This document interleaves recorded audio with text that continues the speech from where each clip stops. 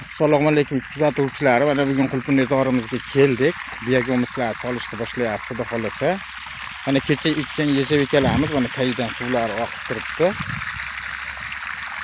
Mana bir dona ham bagi tashlagan yo'q. Holati juda ham ideal. Mana shu mana bo'yi. 170 atrofida xohlovchilarga 2 metrlik ham qilib beraveramiz. Bu 1 yillik ko'chat emas, faqat 2 yillik ko'chat, to'g'ri tushuninglar. Falon joyda muncha narx sotyapti, sizlar unaqa ekan demanglar. Faqat bu yoshi katta meva kirgan narsa, undan xudo xolasa mana stoykalarimiz bilan tortishni boshlaymiz. Baglari ko'p, bir dona ham tuzgan, ekilganiga 3 kun bo'ldi, xudo xolasa.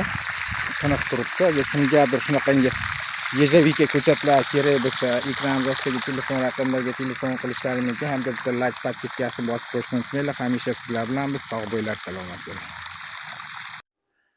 Mana shu yejavika ko'chatlarimiz, ko'chatxonamiz. Hozir bu tomonda ikkita poliyamiz bo'shatdik. Hozir mana shu yerda hozir ikkita poliyamiz qoldi. Ko'chatlar holati juda ham dahshat. Bizda umuman 1 yillik ko'chat yo'q, bitta 2 yillik ko'chatlar hammasi katta ko'chatlar.